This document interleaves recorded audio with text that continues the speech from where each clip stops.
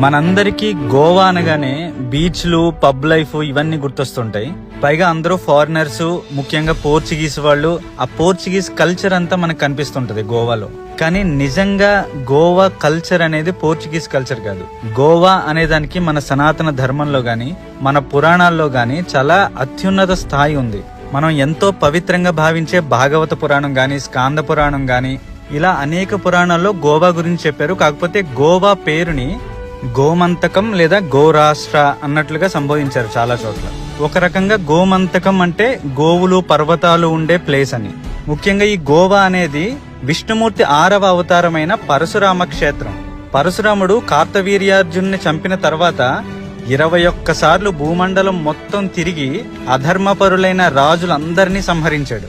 అలా అధర్మాత్ములైన రాజుల రక్తంతో భూమిని ప్రక్షాళన చేసిన తర్వాత ఈ సమస్త భూమండలాన్ని కశ్యప ప్రజాపతికి అప్పచెప్తాడు. అలా భూమి మొత్తాన్ని కశ్యప ప్రజాపతికి దానం చేశాడు. కాబట్టి ఆయన ఉండడం అంత భావ్యం కాదు అని భారతదేశంలోని పశ్చిమ తీరంలో సముద్రుణ్ణి కొంచెం వెనక్కి జరిపి, అంటే తన గొడ్డలిని విసిరి అది ఎంతవరకు పడిందో అంతవరకు సముద్రుడు వెనక్కి వెళ్తాడు. ఆ భూభాగాన్ని ఆయన తపోభూమిగా మార్చుకుని అక్కడ ఆయన తపస్సు చేసుకుంటూ ఉంటాడు. ఆ ప్లేస్ ఏంటంటే ఇప్పుడు ఈ వెస్ట్ కోస్టల్ ఏరియా అంతా, అంటే గోవా, గోకర్ణ, కేరళ, ఇదంతా కూడా పరశురాముడు తన గొడ్డలి వేయడం వల్ల సముద్రం వెనక్కి జరిగితే వచ్చిన భూభాగం ఇదంతా కూడా. ఇప్పుడు ఆ భూభాగంలో కూడా సనాతన ధర్మం, యాగ యజ్ఞాదులు జరగాలని చెప్పి ఉత్తర భారతం నుంచి, ద్రవిడ దేశం నుంచి, తెలుగు రాష్ట్రాలు, ఈ ప్లేస్లన్నిటి నుంచి బ్రాహ్మణులందరినీ ఆహ్వానించి అక్కడ వేద సాంప్రదాయం అభివృద్ధి అయ్యేలా చేయమన్నాడు. అలా సనాతన ధర్మంలో ఇంత చరిత్ర కలిగిన ప్లేస్ గోవా.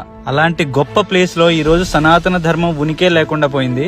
మొత్తం పోర్చుగీస్ కల్చరే కనబడుతోంది.